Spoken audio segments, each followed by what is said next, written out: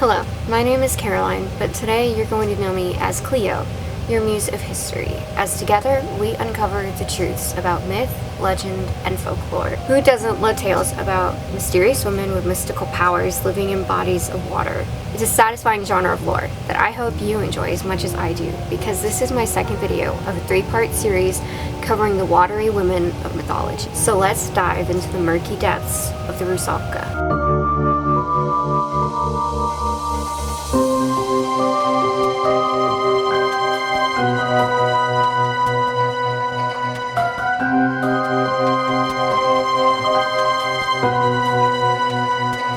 Hailing from Slavic folklore, most popularly Polish lore, the Rusalka are beautiful young women who dwell in bodies of water and entice men. The tale originated from early Slavic pagan beliefs and traditions wherein young women were symbols of fertility. It said they didn't interfere with human life, minding their business, but they existed to water the lands every spring when they would come ashore to dance in the moonlight. They were believed to help the crops grow and were treated with great respect and reverence by people. They don't appear much in media. However, there is an opera in London and Portland by the name of, I don't know if it's Eno or Eno, Rusalka, and a show by a dance troupe called Rusalka that seems to move around Canada. These are two different stories that both look absolutely incredible and I wish I could see. But if any of you do get the chance to see them, please let me know what you think. It wasn't until around the 19th century that the myth shifted from women who gave aid to a watery seductress that led men to their graves. It could very well have been due to the influence of other watery women like Nixies. And as we've seen, the way the story of the siren has also been corrupted over the years, it happens rather quickly and easily. Rusalka's origin truly depends on the story, and there are quite a few virgins. That's not what I meant to say. That is one of the things in here, but that's not what I meant to say there. Whew, okay.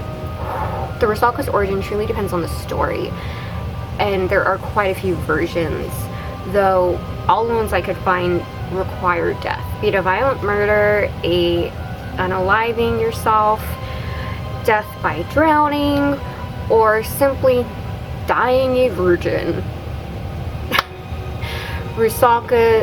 A Rusalka must die to be born.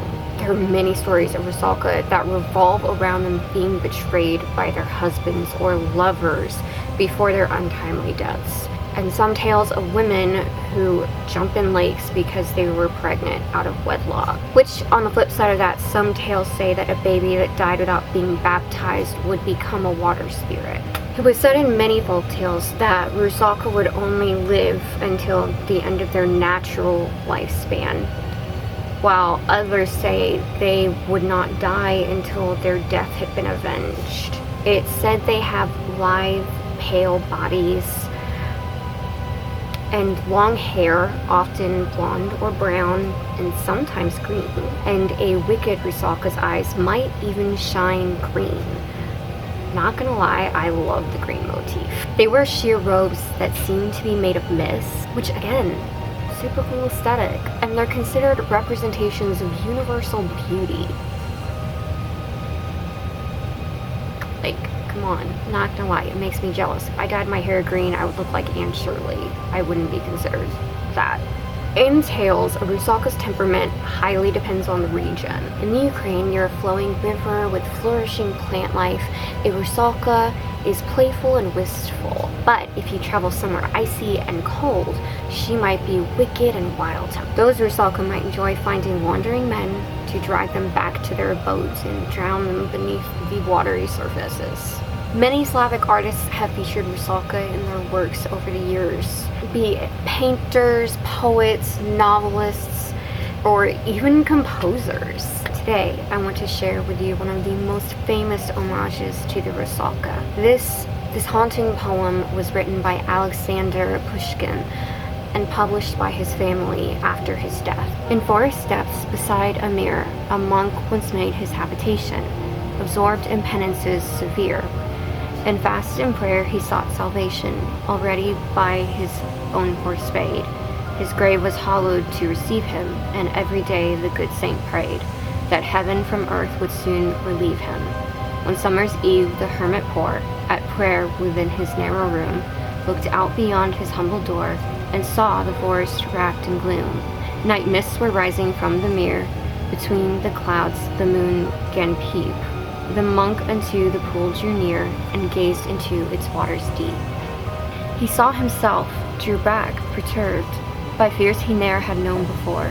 For lo, the waters were disturbed, then suddenly grew calm once more, while fitful as a twilight shade, then virgin snow, more purely white, from out the pool appeared a maid, approaching in the silver light. She shook the bright drops from her hair, and gazed upon the anchorite. To look upon her form so fair, the good monk trembled with affright, and he beheld her from afar, with head and hand strange signals make. Then swifter than a shooting star, dived back into the silent lake. All night the hermit could not sleep, all day in agony he prayed, but still he could not choose but keep the image of that wondrous maid. Before him, so when day did wane, and overhead the moon was bright, he watched and saw her come again, in all her beauty dazzling white. She beckoned him to where he stood, and gave him greeting glad and free. She played and splashed about the flood, she laughed and danced in childish glee, as softly to the monk she cried, "Come hither, monk, and join me here." Then suddenly she dipped to hide her beauty in the darkling mere. The third day came, grown mad with love, the hermit sought the enchanted shore, ere late night's veil was drawn above, and waited for the maid once more. Dawn broke, the monk had disappeared, and now the frightened children say, he haunts the pool, and lo, his beard floats on the water night and day. Special thanks to Cheryl Lee Mering for your request to cover the Rusalka. I hope y'all enjoyed this video, and if you did, please leave a like and subscribe, and let me know can't talk. And don't forget to let me know down in the comments what myth, legend, or folklore you would like me to cover next. Thank you for watching, and I will see y'all next time. Bye!